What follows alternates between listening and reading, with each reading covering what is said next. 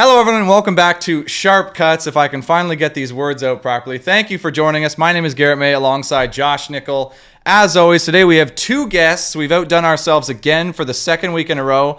Unbelievable. Two guests. First, we have my biological father, John May. Thank you for coming. And second, we have Sarah-Jean Menuet-Bedard. I'm trying to increase my French accent proficiency here. We'll see how it goes. She'll probably bury us a few times throughout the episode. Before we get into things, just a reminder to all our viewers out there, we are on YouTube as well. So if you're listening on a podcast, hit us up on YouTube. You can leave some comments.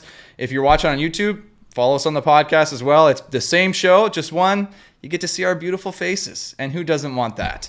I mean, maybe most people, so we'll see. What are you making that face, SJ, about your... Okay, no, I can tell we're already going to get into it. So before I'm going to throw it over to you, Josh, because I have no idea what we're doing today. So where are we going? Well, selfishly, this is the first time I've got to speak to SJ since she got home and qualified for a big one-star in the Netherlands. And I think that was your only FIV this year. So just tell us, what's the world like in the Netherlands? Is COVID a thing? Do they believe in it? What was it like to travel and go to an international tournament? Because I'm a little envious. I didn't get to travel this year, and you did.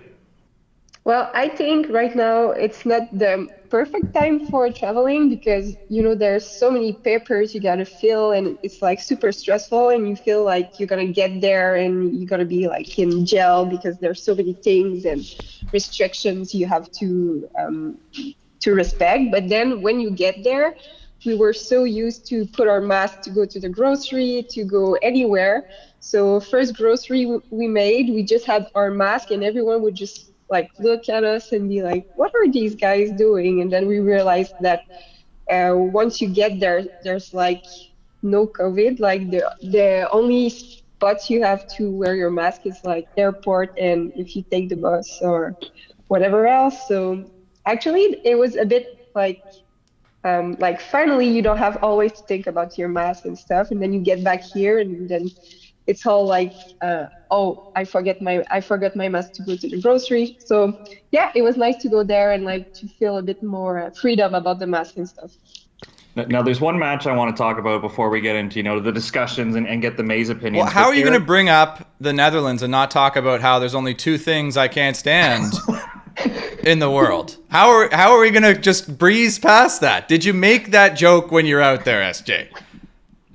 What do you mean? You don't know what I'm talking about? Okay, come on. The Austin Powers. There's only two things he hates in the world. People intolerant of other people's cultures and the Dutch. Are you kidding me? It's a classic. Yeah, but it's because since I'm French, like wherever I go, I just feel the language is like something really different. So like, but the Dutch is really, really strange. Like it feels like something mixed between English and like spitting words and like some spitting words. No. So like you're on like board. pork? There is only two things we hate in this world, and one of them is the Dutch. They're spitting words at you. So is that hot verdomme. Yeah, but people were really nice, and then they are like all smiling and stuff, and then they start And like then they talking spit in their words language, on and you're like, what is that? They look angry all of the time. Well, yeah. Okay. Sorry, I had to interrupt you, Josh. You were going to talk about a match or something. You were going to talk about beach volleyball in this volleyball show. I was a little distracted. Well, Garrett, I think as volleyball fans, we all know like quarterfinals and onward, those are all great matches. But if I had to pick one match that's usually like a good one to watch, it's the second round of the qualifier. And SJ and her partner, Maud, played lose 22-24, win 26-24, win 15-13. You milked that for all the volleyball you could get out of it, played an hour beach volleyball match. So I'm just curious, how did you prepare for that? How did it feel in that game? Because we got Garrett's biological father on the show, John May, who's all about, pressure situations and bringing those out in training. So when you're in that in a game, like what was the feeling? Because like I said, that's as much volleyball I think as you can play in a beach match. Yeah, well, I think at first we were so stressed because it was a qualifying game and it was our only event of the year and of the season. So, but at a point we really had a big talk before like going to play this game. We were like, well, we have kind of nothing to lose and it's better if we just like start this game thinking we're gonna do like really strange mistakes, but we still have to give the best of ourselves at every point. So I think sometimes we would do like kind of sketchy plays, but still we were so intense and really like wanting it that it turned out great, if I can say. I think we're going to get along, SJ. I mean, that sounds like the type of play we like to hear about on the show. I'm really want to know because Josh is asking about the game, and yeah, you played hard and you won, and we're proud of you. But when you got back, maybe you're still, have you gotten back? And when you get back, what's the situation going to be like walking around at practice and you're looking around at all those other teams who are not qualifying, not making it out of the qualifier? Are you giving them a look? Are you bringing it up? Or is it like quiet? Like I'd be trying to be like, hey, I qualified in my first try this year. You ain't done nothing. Well, I don't feel like I haven't like we haven't trained together this summer, so it's not like if like everyone was a lot away, like right. So you're texting them your chirps. But I don't know what to say to that question. I mean, I'm not like that guy. You're too nice. I mean, this show is usually a pillow fight. I guess I'm trying to turn it into a bit of a sharp cut, and it's not working. Although 22-24, 26-24, 15-13, that's a frickin' battle in the second round of the qualifier. I don't know, Dad. We traveled in some events, and like you're looking at that last round match, and it's like you get some good teams in there. Like you get some really good teams. One of them just happened to be in the qualifier. Those are frickin' fights. They can be. Good for you for winning that one. No question. What country were you playing? We were playing. What is Allemagne? Sorry, I just got a really. Oh, sorry for asking. Sorry for asking. That's how focused she was. She wasn't even focused on who the team was they were playing. No, it's just it's a different word in French. Germany. Yes, so we were playing Germany. Is that the French word for Germany, or what do you mean? It's a different. Hey, you're not doing well to endear ourselves to the Quebec fans here, Dad. No, what? I'm not. I'm just curious. She said I'm not sure what it is in French, and then she said Germany. So I'm just.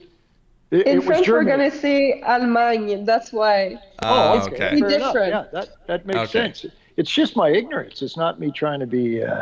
Rude or anything, but you know what? One thing I was thinking about, in preparation, of course, it must have been a battle, but in preparation, it used to be you could look at the country and get an indication of the quality of the team, right?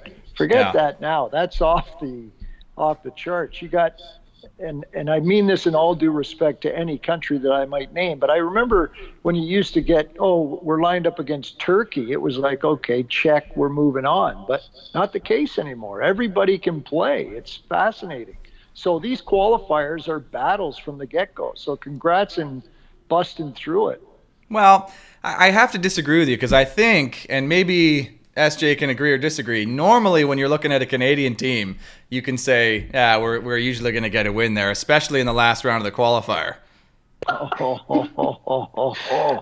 harsh.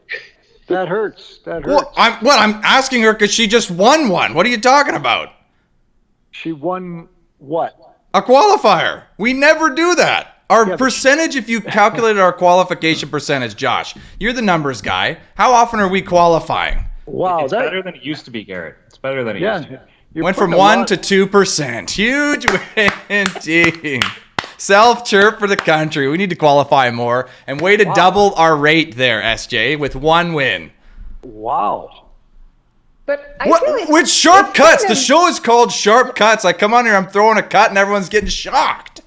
Yeah, well, no, Garrett, I don't totally agree with your point because, like, for us, when we go there as Canadian, we have like only one event in the whole summer. But when you're a team from Germany, a team from Swiss, you get all those national tours. You are really like in the vibe, and doing a qualifier is just like playing a normal tournament. But us, it's like so much commitment. It's like money. It's and once you get there, it's like one shot deal, and if you don't get it, it's like you just throw $2,000 in the air. So I'm so thankful to hear you say that, because over the years, and maybe I'm a bit out of it now, maybe everybody, and I will say teams teams who come out of that Quebec system seem to have a lot better head on their shoulders about that stuff. But I've seen a lot of teams travel, pay big money, and then just the attitude you're talking about, like being super like this, we paid all this money, it's a big deal, we got to give it our best. Totally not do that when the time comes. And I don't know why. Maybe they're scared, take it for granted. Maybe somebody else paid. I don't know. But that has been a thing I've seen a lot in my journeys across. So I'm thankful to hear that that's not what you're bringing. Because if it was, I'd be upset. But I don't know. I feel like that has been a trend. I think when you say you're not in it anymore, that's the most accurate thing you've said so far, Garrett. But the point is that the bottom level has definitely come up. You think internationally or in Canada? Internationally, I agree. Internationally, I agree. So you mean it's just harder to qualify now? At any level of tournament. I don't think when you look at it as an outsider and you evaluate and you go, there's 1 and 2 and 3 and 4 and 5 star events. You got to assume, well, the 1 stars don't have anybody good in it. Well, the base has broadened. I don't think that the peak of the pyramid is that far. I think it's closer to the base. Exactly. If you could draw a pyramid, it is more like that than it is. I don't know. For our listeners, we're doing hand motions here. I know it's really not helping us illustrate the point. Well, I don't know my geometry that well, but it's your geometry. Yeah, I don't even know what it's called. That's how bad I am. But the point being that the base is way broader than it ever was. So, at any time to qualify, I think it's a win. You have to celebrate it. And especially if you're in a battle, because obviously it would suggest that you were close to the team, and it could have gone either way. So good on you, SJ, for clutching it out.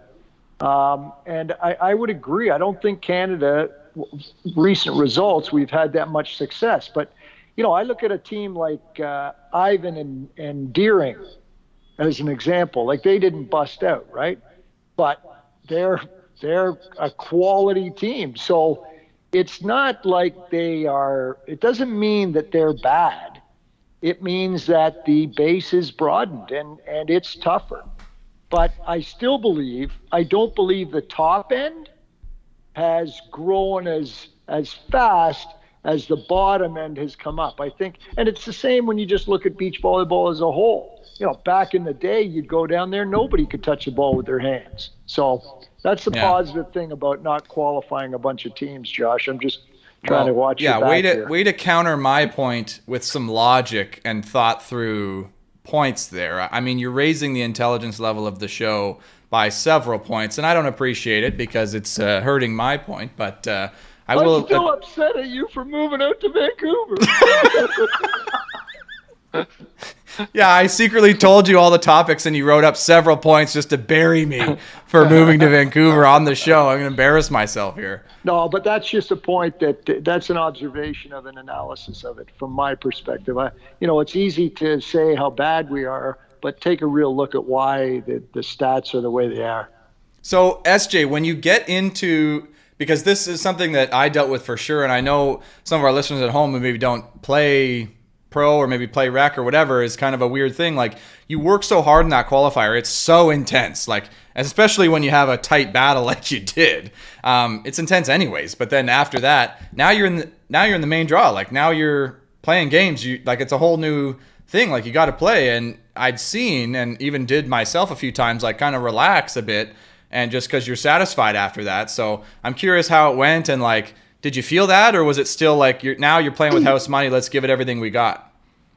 I think we still had the same spirit, but we ended up like the first game we played a really, really good team. We played the team that won the tournament, so it got pretty bad for us. That's tough. I think we lost like 21-14, 21-13. So, but then for the second game we lost again, but it was also another really a tight game, and it was against the team that finished third. So I think we had like a really tough pool, but still I think we could have done better a little bit. So we were a bit disappointed after the second match. But you're saying you had a good mentality. Like you're going to give everything you got. You just fought some tough teams, because, man, you know what? Okay, great. Good for you, SJ, for having such a great attitude and a great team. Like, not all of us can be like that.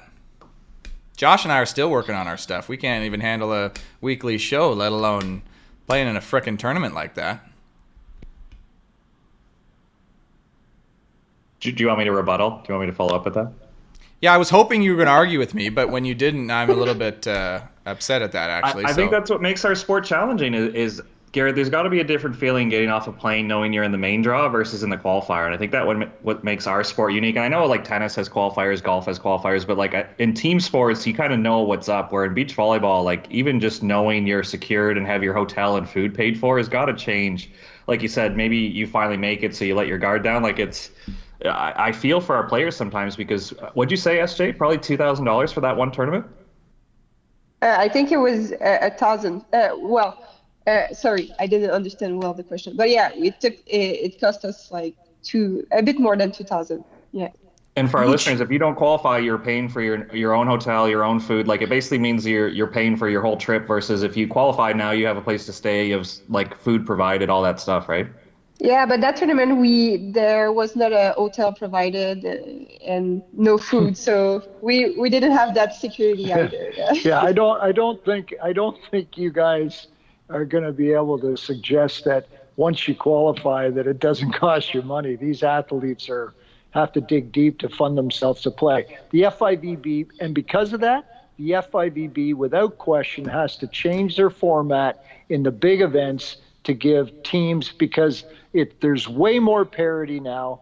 A team that could, break through a qualifier at a lower star event can now do some damage. Like the parity is there. That like now that the base is broader, you got to go deeper and you got to go to single elim.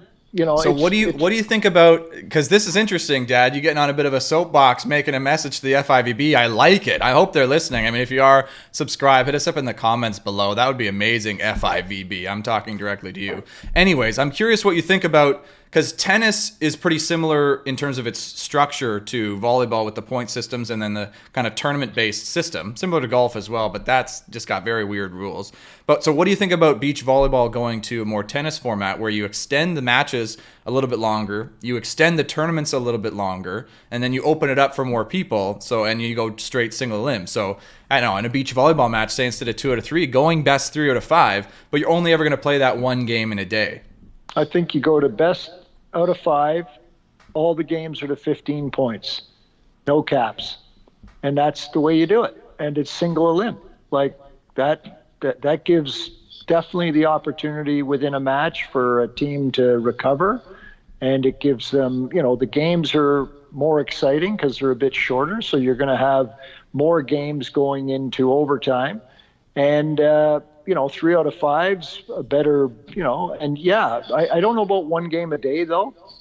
I don't think, you play 5 sets of 15, you could probably do 2 a day. Well, you could, but if you have a first round of 64 teams. Yeah, you're probably not going to get it in, but you could, I'm saying. Teams could still play 2 in a day if you had the facility to manage it. 1 in the morning and 1 in the afternoon. I love that. It's not like tennis where you're out there for 5 hours, or 4 hours if you right, but a little bit more than 40 minutes. Like we practice for 2 hours and then we play the game. It's 30 minutes. 100%. And it's you know what? And the parity's there. You need to open up the tour. Athletes are paying their own ways anyway, and the top teams aren't making any money. It's time. And plus all the countries, that's the other thing too. There's way more parity in the countries. Well, I won't say all countries, but a lot of countries now have quality teams. Who would have thought in a million years that Norway was going to, there's 3 European teams on the podium in the men's side, Norway at the top. Who would have ever thunk that? I know they had a good team back in the day with Jan and Bjorn, but And well, they've had a few good teams, but for them, no, for them to be the best in the world at the Olympics, that was, you know, and then guitar, like, come on, like it needs to be more Yes. open. You know, I love it. Right. I know Josh is going to hate it. Why? Or maybe he's going to sit on the fence. I'm looking at him. Lukewarm on it. Lukewarm on the 3 out of 5. I think I honestly enjoy, like, when the U.S. Open and Canadians were doing well on the women's side, I started to watch a few tennis matches. I like the women's matches because they're a little bit shorter than the guys' match. I can't watch a 4-hour tennis match. So I think the women in tennis actually play a 2 out of 3, and I thought that was pretty fan-friendly as far as dedicating my afternoon to watching a game, where I kind of like the festival feel of a beach tournament where you watch this game, then you watch that game, then you watch this game. I don't know if I want the best out of 5, Garrett. That would be my only pushback. But even to open it up, John, does that mean we're getting rid of country quota? Because I think there's some Brazilians probably getting pushed out of tournaments that could maybe be in tournaments. So if we open it up to 64, do you lessen the country quota? Because some of those country quota matches are getting pretty good too, where like the U.S. women are always kind of squeezing out one good team every tournament, it feels like. Let's face it, on the U.S. and Brazil are, I'm going to say, they're not the dominant countries anymore. You heard it here first, folks. That's a sharp cut if you've ever heard it. I didn't see them on the podium on the men's side. Oh, take that. No disrespect. So, No, full disrespect. Yeah, and I think the point is this: is there should be tournaments where you limit the number of teams from a country when they're specific around a qualifying for the Olympics. There needs to be specific tournaments that are for that. But the World Tour needs to be open. It needs to be the best in the world every weekend out there. And if there's 10 teams from Brazil that are good, why would we be limiting them? I think that's so old school. It's time that went away. Open it up. Let the best be the best. And because I'm telling you, there's more parity. Countries are going to knock off Brazil, especially if there's more Brazils in the tournament, more teams to knock off. We got one reason to keep them out of the tournament, and it's less good teams for Canada to have to deal with, because we've rarely been in the heavy country quota situation. So my hometownness just says, hey, let's keep it like that for a little while longer until Canada's getting 5 or 6 teams in. Then let's open it up, is what I'm saying. Yeah. Yeah, that's just so ridiculous. But I it's honest. Well, you don't feel the same way? No, I don't think it's about Canada. No disrespect. Okay, altruistic guy over there. No, but for these athletes, yes, you're representing your country, but that's not why you're in the tournament. You're representing yourself. And if your country's going to get in the way of you representing yourself, that's not very nationalistic. And that's what's happening in some of these countries. The fact that they're playing for their country is meaning they can't become the best in the world. Like, it doesn't make any sense. So let's extend that, though, because it's kind of a thing that we've noticed in Canada. And we talked a little bit about last week and weeks before about Canada being so frickin' massive. And some of these other countries, it's like a 4-hour drive to drive across the entire country. You know, I recently did the drive across the country. It was 48 hours to get the whole way. Like, that's a long-ass drive just to get from one end to the other. So, like, what would that do to a Canadian mentality where if you don't have to compete as much for country quota spots, for single berths, it's like you go and you take your shot on your own? Would that, do you think, open up the culture for a little bit more of a, you know, decentralized approach where, hey, we got a camp over here, you guys train over there, you do your thing, you get your own style, like, and maybe even we'll fund you, like we'll split the money up that way, because that, you know, that's opening it up for a more broad approach. Open opens. Opening. Open opens. That's the quote of the episode, and I'm putting it on the thumbnail because I agree. Yeah. Open opens, Josh. Yeah, and you know what? Right now, there's got to be people thinking, forget it. I can't get in. It takes forever. Well, I kind of was asking that because I was curious about SJ, because I know, like, we've seen some great players coming from Quebec, and I want to use one as an example. Carl de Grand Pre. Do you remember him? That guy was a physical frickin' specimen. He was hitting A balls over top of the guy in the front row indoors to a silver medal at nationals, like single-handedly. like unbelievable player who played a little bit of beach, but never really felt like at home. His English wasn't that great, and so it was a very unwelcoming place. If we had this more spread, open is open, open opens mentality, would that guy have had a better chance, better experience, better results? I think so. I'm gonna go with my first sharp cut of the episode, Garrett. Let's just admit it. When he was playing for Laval and won Player of the Year, he was like 24 or 25 because he went to CEGEP and then he went to university. So yes, of course, a 25-year-old was hitting A balls against your Western guys where you're like 21, 22, maybe. So let's just asterisk that for the listeners. That Carl is a great player, but I think his university career is a little bit asterisk for me. But yes, I wish he would have stayed on the beach a little bit longer. Okay, well, just so you know, the question was directed at SJ, Josh, so I think your answer is no there, so we're going to ignore that. I'm curious what you think, SJ, because we, Josh, come from the spot where everybody's forced to go. Right? SJ doesn't. Yeah. Well, I understand what you mean. Well, I always say that I feel way more funnier in French than in English. And I feel like when you can be yourself and when you can, like, feel like you are on your comfort zone, like not too much in your comfort zone, but when you feel comfortable, this is where you have the place to grow and to go outside of your comfort zone. So I guess if you open a bit more players to be more comfortable, maybe it can give them a little bit more space to grow and to become better players, even if they're a bit older. Wow. SJ, in one smooth English-framed sentence, just buried both you and I, Josh, in one go. And you know what? We appreciate the intelligence, SJ, but, I mean, your points are too eloquent for us to really comprehend. Maybe I'm just speaking for myself.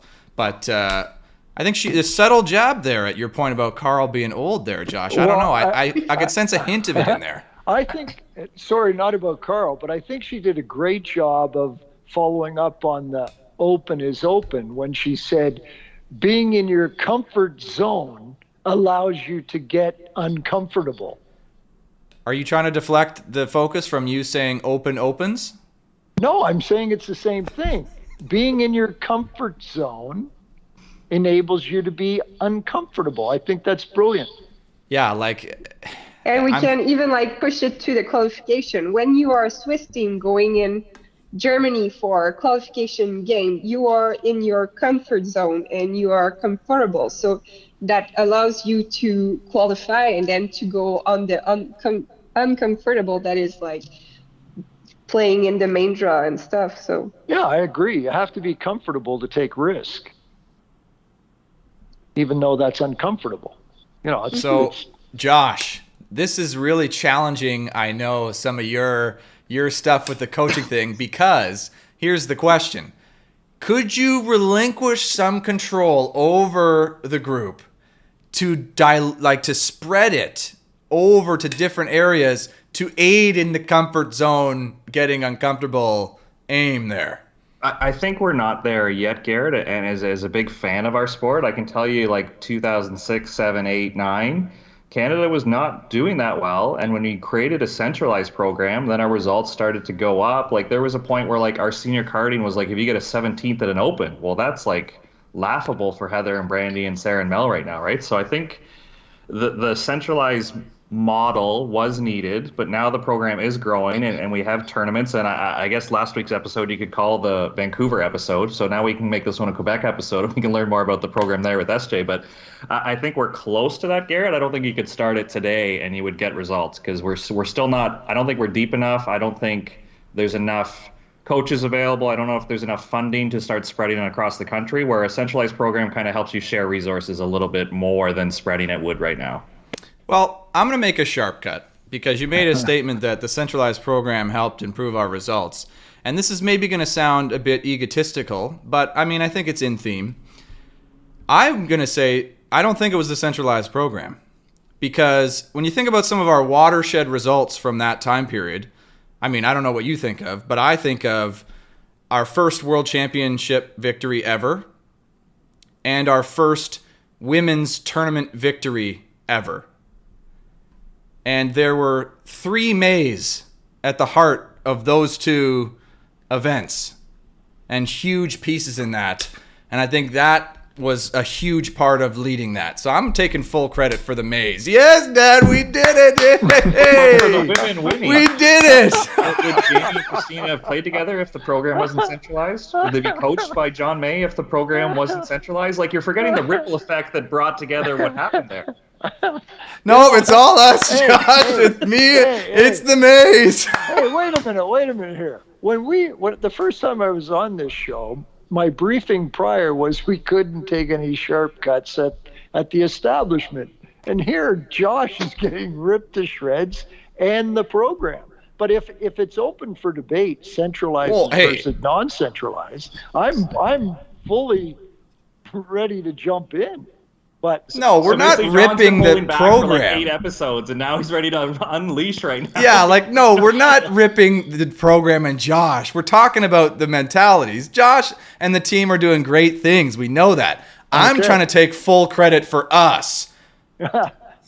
Well, you know what? To Josh's point, there's a lot of factors that went into the results that have come out here. And I think there was, I don't want to get into a deep analysis of what attributed to where we're at today, but I think there is Josh, you said it so matter-of-factly about what it is. You said, well, it needed, the program wasn't doing well, and we centralized, and now look at how great we are. I think that's pretty gray, and I think you do open yourself up for a pretty solid onslaught of attack that would maybe suggest that that's not the case. If you do a full... It's gray because it was the maze. I think we've already established that. That's why it's gray. And I think come on. Holy cow. Hey, I did a poor job raising you. Do you not understand? Do you not understand humility? Dad comes on the show to absolutely bury me. Hey, you weren't like that when you were living in Ontario. Is that the Western mentality now that's starting to get in there? Okay. Like us from Ontario and Quebec, we don't talk like that. Like, what are you doing? What have you become? What have they done to you out there? I was waiting for that. Where's my Garrett? Who's captured him? I was waiting when that would come. Egotistical maniac in his place. Give me back my Garrett. Yeah, when was that going to come? Hey, you moved to Vancouver. You're a different man now. I knew that was coming sometime. And here it is in front of everybody, all the tens of listeners out there. Thank you so much for listening to us air our dirty laundry on the show. You know what? It's great to meet somebody new. This is the first time I've been on the show with somebody that I've never met before. And I'm excited that you've brought such a mature, intelligent perspective to what's going on. And I'm not even clear if your comment was that you support decentralization based on people being more comfortable in their volleyball development. Is that actually what you were trying to say? Yeah, sorry, I'm a bit boring for the show, but I'm not sure if I don't know how to say. It's not. I think both are great, but I think sometimes it's good to think about change and what does the success. Like right now, if you look at the team that have success, they are not the teams that are centralized. Oh, so I thought you said sexist. And I was going to go, no. What? Yeah, I was worried where that was headed for a second, but we collected it. Success, we collected it. Sorry about that. Okay. No, it's okay. I mean, only those, all of a sudden, totally uncomfortable, but okay. Success, I feel better about that. Yeah, so when you look at the team that have success, is that okay? Yes. Success, yes. Yeah. You have... Like right now, when I look at it, it's not the team that I train with. It's the team that are outside and that train and that are not centralized. So I think we have to ask ourselves question, is that a system that has to be there like the whole time? Does it have to be like more flexible? I don't think there's a good answer to that, but it's certainly something we can like think about. Yeah, you're raising the intelligence level of this show again, and I also am picking up on the subtle jabs. And maybe you didn't mean to, but it's what I'm here for. The subtle jabs. When you think about the people who have success, it's not the people you're training with. Oh, Burn, take that, people you're training with. Have some success. Get on it. That's not what I meant. But No, I know what you meant, and it is an interesting thought, like trying to take because I mean, when you think about it compared to other sports in our country and around the world, the sport is pretty young, right? Like generally, it hasn't had a lot of years of history to kind of evolve, and especially a lot of years of history at a professional level to evolve. So we're still kind of learning these things. So what is really the best? What's going to make the most sense? When you think about other sports, there's so many more opportunities. Like think about in Canada for hockey, guys who aren't part of the national team at the junior level, there's so many other opportunities for them to play at a high level, to train, to get better. That's not, wherever the center is. And just our sport is so young, yet so many people still play. We just don't have those kind of things established in this country. But I also think it's not unique to us. Like I think a lot of other countries deal with that too. It's just a little bit easier for countries who are maybe smaller geographically. I don't know if you know much about what other countries do, Josh, but like somebody moving from Vancouver to Toronto to play is a lot different than somebody moving from Dusseldorf to Berlin to play. Yeah, and I think Estee brought it up, like her personality in French, right? Like she's funnier in French, right? Like I even tried, I hired Simone Factou-Boutin to give me some French words so I could work on my French, because a lot of our summer group were French speakers. The challenge there is they wanted to work on their English when I was working on my French, so we didn't get anywhere, Garrett, but we tried. No, you speak French and then they respond in English. It's perfect. Yeah, then we both get lost. Anyways, but yeah, the geography thing I think is an issue. I think the language is a little bit unique, where I think like if you're from Germany, you speak German everywhere you go, where SJ drives to Toronto and she wants to speak French and we don't, right? So I think that's a challenge that's unique to Canada. Like I think there's a lot of great things about Canada, but there are some challenges that maybe somebody with a high population, low land, like Germany, Swiss, Austria, like those countries are pumping out players right now, and I think it's that has to be part of it. Yep. I think what would be an amazing concept is to keep the athletes decentralized in training groups.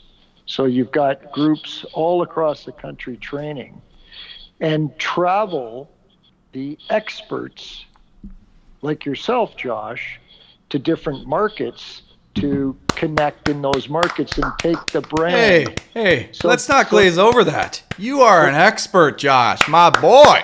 So then you're just taking... I wasn't raised right, and you're an expert. you take... No, that one hurt, eh? Like you're going to bring that up a couple more times? I said that before I realized what it was. I realized it's the move out there that did it. So, but you understand that's a different concept, right? Because then you get everybody, let's face it, it's less expensive. These people are still young. They stay in their comfort zone at home, but then the national team program somewhat travels to them. And then, because there are centers, year-round centers in multiple markets now, right? Meaning beach centers. And I think the sport I think we're evolving to a place where, maybe you're right. Maybe it's time for another look. But all this talk about comfort zones has me just thinking about the Comfort Zone in Toronto, which is an after-hours club that's really scuzzy and a terrible place to be. So every time we talked about being in the comfort zone, I just think, no, I don't want to go there. That's an awful place. So maybe that's just me. Well, yeah, my mind wasn't going after hours. I don't think I've ever been one. But John, we actually kind of dipped our toe in that concept. Heather Bansley, Anna Dunsoon, and I, we went to Halifax last weekend, and we coached up about 40 kids. Over the course of the weekend, about 18 coaches kind of joined us. Volleyball Nova Scotia has a beautiful facility there with 12 beach courts. So I think that concept of us going to coach 40 kids there, where I don't think 40 kids are going to get on a plane and fly to nationals, and you don't get coached up at nationals, so it's a different opportunity. I don't think they're going to fly to a trials or even to a tryout if they're not confident, right? So I think that model of taking experts, whether it's me or not, thank you for including that, but if it's Garrett, maybe we'll fly him somewhere, but coach up a bunch of kids in their home province and then kind of streamline it a little bit. I think it creates more opportunities for kids versus like I think it eliminates the barrier of cost for the athlete because it's cheaper to fly 3 experts to a province than to expect the province to send kids to Toronto, right? Okay, so did we come full circle here? Did we establish a philosophy, open opens, and then establish how we could do it, and then showed evidence of how we're trying to do it and how it's making a difference? Is that what just happened on this show? We just solved the issue. What the hell is going on here, Josh? We did it. We won Sharp Cuts. That's a full win for us. Put it on the board. 1-27. We're down big. Now, you said 12 courts. Is that 12 courts indoors?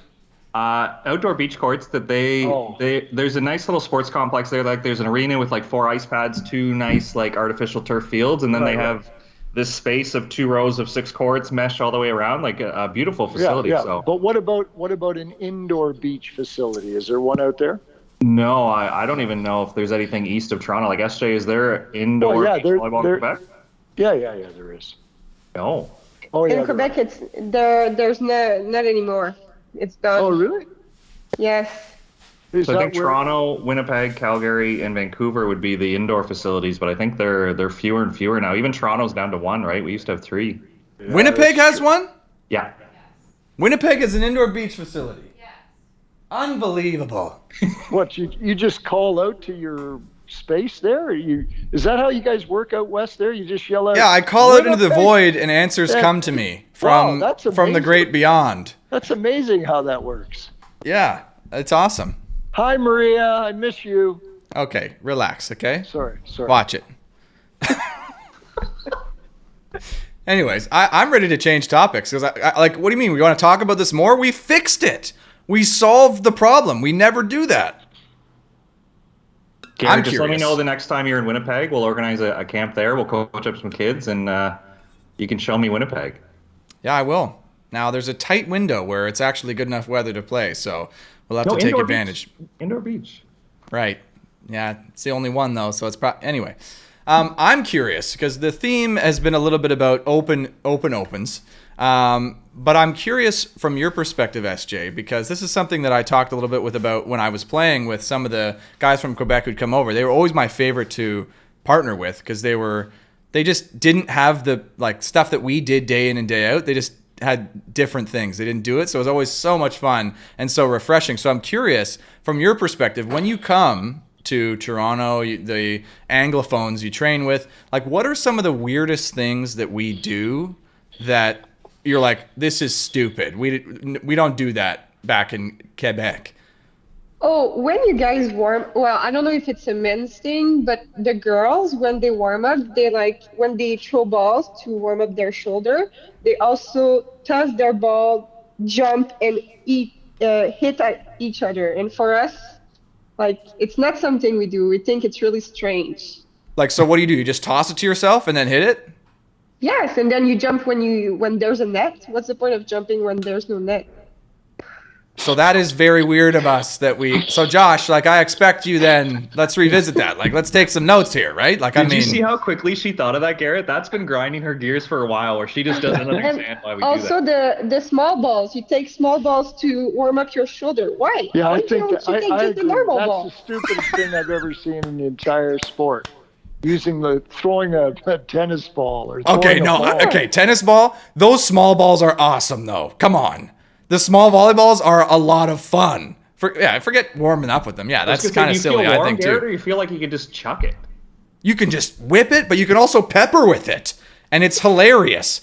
We used to play kneeling volleyball in the basement of our house, our house, with that ball, and we'd full on pound and we're playing. So anyway, I love any use of the small balls, but the toss and jump for sure is something that I see guys doing too. Like the guys do that too, right, Josh? Oh yeah. Like, is somebody telling them to do that, or is that just a thing? I feel like a coach must have passed it on, that it's like tradition. I definitely didn't instruct them to do it. I don't know where it came from. So people just do it, like it's a culture thing. It's really intense. Like they really hit hard at each other, like really intense. So you're like, what the hell are they doing? They're pounding it at each other and jumping like 10 feet apart. Yes, And then they have to run to get the ball, and I'm like, why you do this? Oh, I Why? love that. I love that. I love that. Hey, I got to tell you guys something. I'm going to pull something out from old school. Now, this is a first. This is an original thing that really happened. And Well, now you got to take it with a grain of salt. I mean, no, 100%. Back in the day, we'd be playing beach volleyball for years before the first AVP event came close enough so that somebody could go to it. And who went to the first AVP tournament in 1982? May Drakic. So we go to this AVP tournament. I knew this was going to be about you, by the way. No. But it's I'm bringing something. You talk about warming up. That's Got it. Sorry, don't let me interrupt. I'm just So before we went down there to see this, to participate in this tournament, when you were warming up to hit, you'd just throw the ball at your partner, and your partner would set you, and you'd spike it down and go, hey, that's good. And then you run after it, come throw it to your partner, he'd set you, and you'd spike it down, and that's how you warmed up. But then we saw the Californian guys. They'd toss it to their partner, he'd spike it back at them, they'd dig it up, then he'd set them, then they'd hit it. It was like, oh, yeah. That's cool. That is so... Dude, those California bras. That's next level.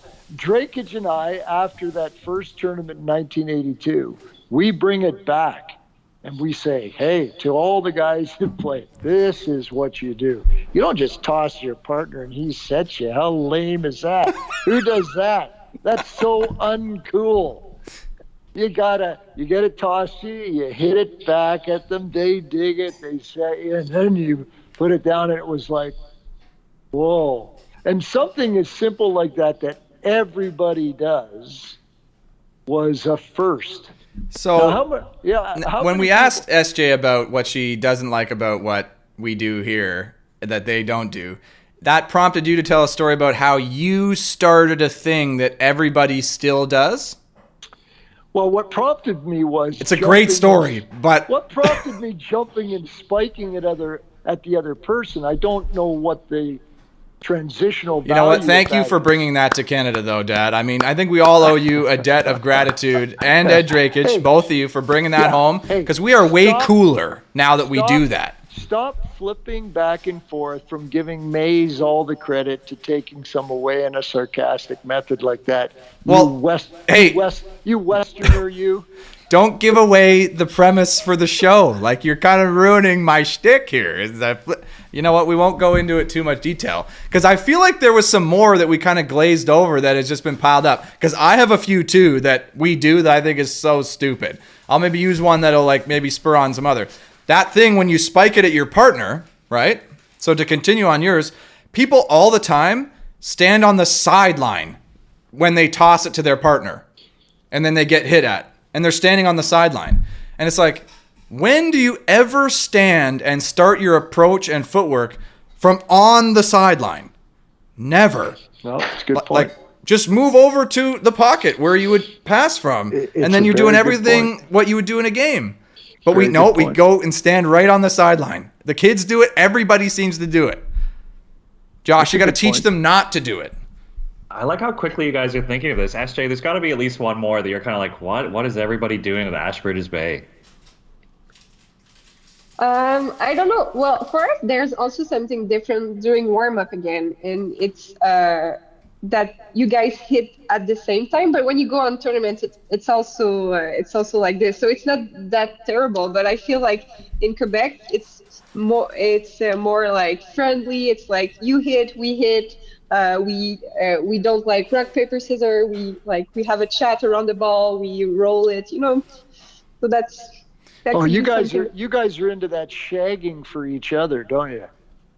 Like while the other team's hitting, you're shagging the balls. Collecting the balls. Yes. Yeah. You know what I'd be doing? I'd be just automatically phasering some directly 100 meters out. Go get it, sucker! Hey, thanks. Yep. Sorry. Didn't mean to do that. Yeah, like I wouldn't want to shag for my opponent like that. You're too nice. I'm way too cool to shag for my partner. Or no, for my opponent, I should say. I remember when we were younger, we would come to national, and then like everyone would hit at the same time, and we would be like, "Wow, people here are so unfriendly and cold. They don't like shag our balls. We need to run for them. What's the people here?" And then we would be like so happy when we would play against team from Quebec because we would have like someone shagging balls for us. I mean, you were right. Like that was still a correct statement. I mean, what is with these people? But yeah, I don't know. It's a competition, I guess. I'd feel weird. Like imagine like as an adult guy, I guess like Buddy pounds it like and it bounces like and just goes, and now I'm going to shag his nice bounce. Like people are watching me do that in warm up. You know, but like, there's also like a mental game. Like you have to pretend you're not really like impressed by that. You just like roll the ball and like go again. Like I casually roll the ball right where he's jumping to hit another one, and it rolls under the ankle, right? No, that we don't do. You just casually pretend like this guy's exploding craters in the sand, bouncing up into your face. Oh, that's nothing. That's nothing. Yeah. That's casual. Or like he hits you with like I'd aim for them. Like if they're standing in the court, like I'm hitting it right at them. Like you get pummeled, but then you get pummeled. You got to play it off like it didn't hurt because it wasn't that hard, right? Yeah. And of course, you're giving this after you do that. Okay, I'm getting comments from the Void that I don't think are really appropriate or valid while we're recording a show here. Oh. Could we maybe pause on the peanut gallery comments? Getting comments from the gallery saying a bunch of frail male egos going on here. And I think that was a low blow. Low blow. I think she misheard SJ. She thought she said sexism. No, I think she heard that correctly and was jumping on it. It wasn't success. It was sexism. No, it was success. And yeah, we're going to keep it at that. Yeah, I mean, there's a lot of weird things we do in volleyball, isn't there? Yeah, there's so many weird things. I don't know. Josh, do you is there stuff that you like are telling people like, hey, this is the warm up? Like what things are actually like part of what we're onboarding people to? Like, hey, you do this. Well, I think if you were to ask our strength and conditioning coach, he does not like watching our guys, especially warm up, because Garrett, the goal of warm up is to get yourself ready for competition. So you got to get your temperature up. You got to get ready to move. Yeah. So when they just lay down and pretend they're like foam rolling, or they get the bands out and they're doing that type of stuff. Oh, I hate that so much. That to me is as soon as you do that, you're one of the biggest posers on the planet. Like you go pepper and you're like, oh no, I got to do some band work here. It's like, what are you doing? But so the strength coach hates that or hates that we don't do that? Bands. I think he's against the guys who take 40 minutes to really get loose. And, they kind of, it looks like they're doing something with they're stretching, but really they're just kind of laying down or they're on their phone. I think to him, if you're focused on warm up, it shouldn't take that long, right? So I think he gets really annoyed when people are delaying the start of practice because they're not warm yet. Meanwhile, you just looked over and they were texting or checking, I don't know, Bitcoin for the morning or whatever they're doing. Do the women do that a lot too? Do you see a lot of bands out there, SJ, and the foam roller? The foam roller on the sand, by the way. That kills me. What are you doing? Well, maybe not the foam roller, but the... Yeah, no, that is a tool that is meant to not go on the ground, so you can use it. But the foam roller is meant to go on the ground. Now you're on the sand using it. Yeah. It doesn't work.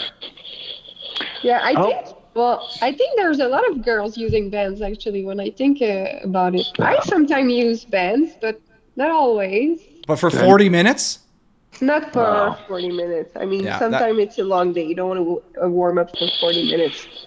Especially if we play best 3 out of 5. Yeah, we're playing best 3 out of 5 to 15. So you actually got to get a bit of band and foam roller in between sets on the sand off the court. Between sets is what you got to do. I used to hate, but I used to love when the 10 minutes was, when it was 10 minutes before the game, so the coaches have to get off the court.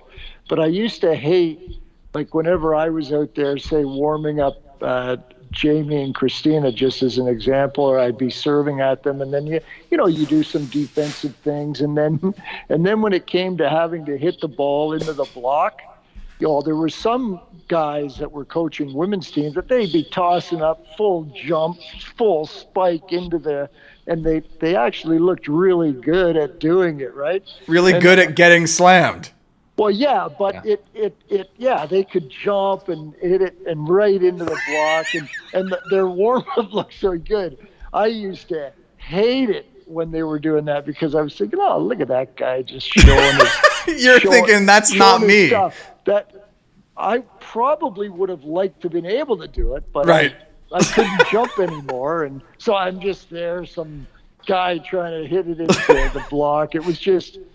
it was funny in volleyball, but hitting the ball into the blocker's hands like that, I guess a couple, but there is a lot of fun stuff with the coach being out there pre-game that people do that is kind of funny. I'm curious, Dad, because I know like your underhand is deadly because your overhand, you got that bum wing and you used to go underhand and it's got a deadly float, but it comes from a low point, right? Like you're holding it low when you hit it. So I'm curious, did you ever pummel the back of an opponent's head when serving to your team?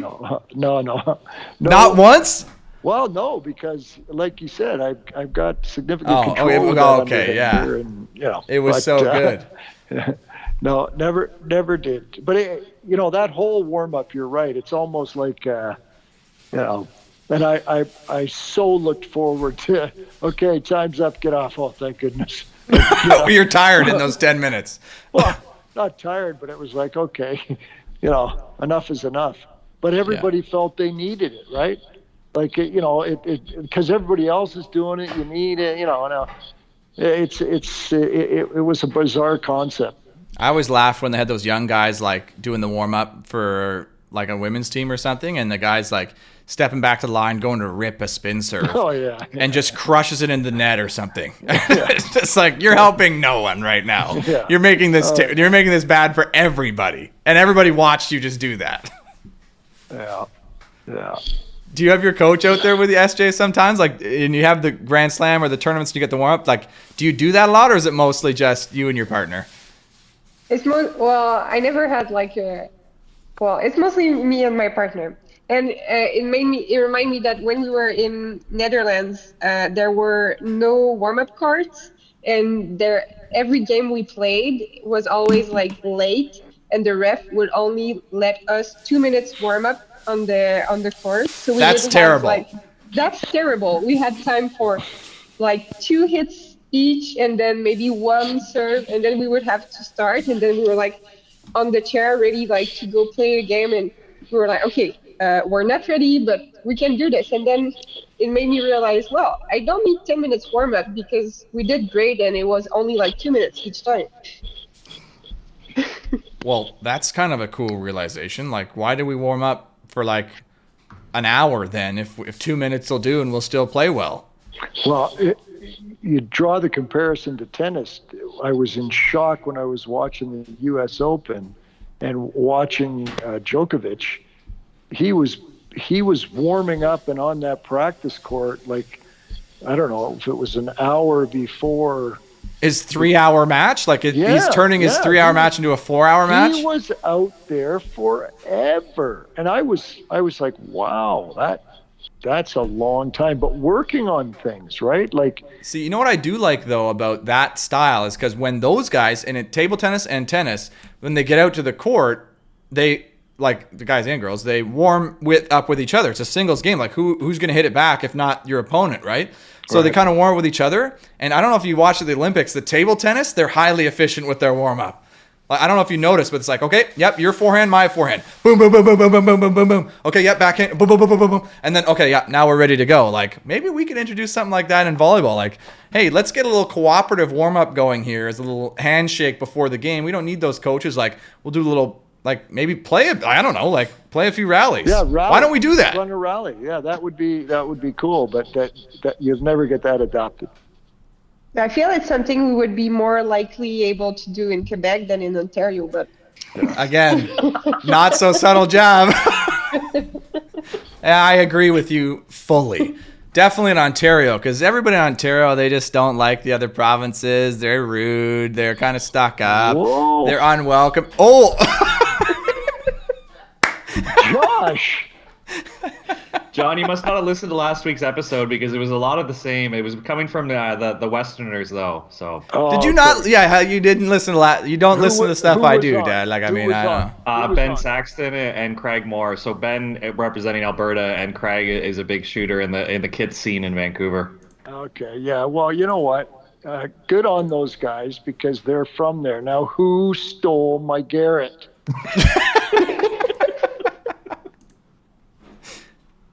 Well, nobody stole me. I'm out here because it's just a more welcoming and immersive volleyball community. No, that's not why at all. Yeah, that's not why at all. But that's okay. That's okay. That's all right. I told everybody that I'm ready to just bury Ontario after I leave. Last episode actually was our most successful episode on YouTube. So thank you to all the watchers who went on there to check it out. We also had our first few comments. And as we kind of reach the end of the show, maybe it's a good exercise to get into, Josh, just to thank the people who we actually know are listening and watching the show, because clearly my biological father doesn't. And so just to actually thank the people who do.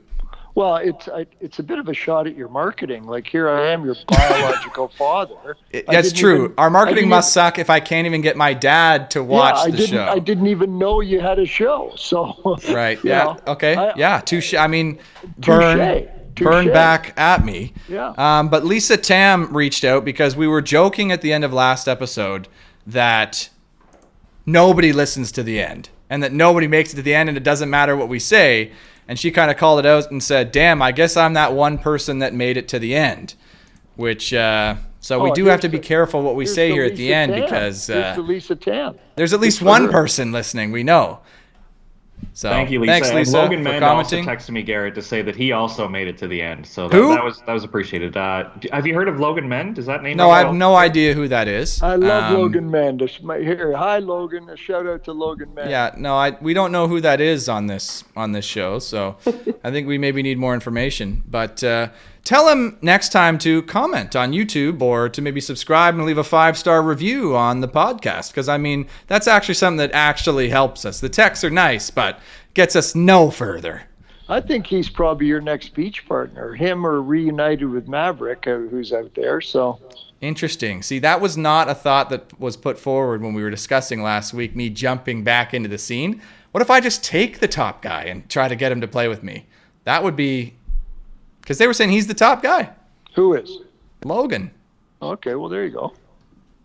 I was also saying, though, that I am in no shape. So you're talking about a 22, 24, 26, 24, 15, 13 match.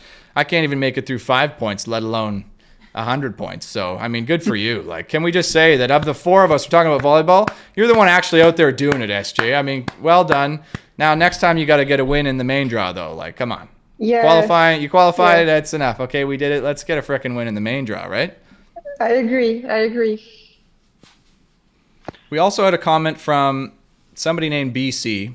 I don't know what that means. Maybe it's just the province of BC commenting on our YouTube channel.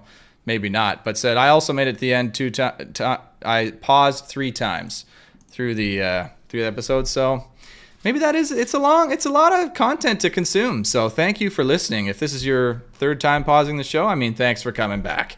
I don't know why. I mean, I'm not sure that it's worth it, but we appreciate it. Well, it's definitely worth it being here with SJ. If I knew she was on the show, I'd come back. But you two guys, all right, I'm with you on that. I've heard your stories before, but to hear a new story from SJ has been quite interesting.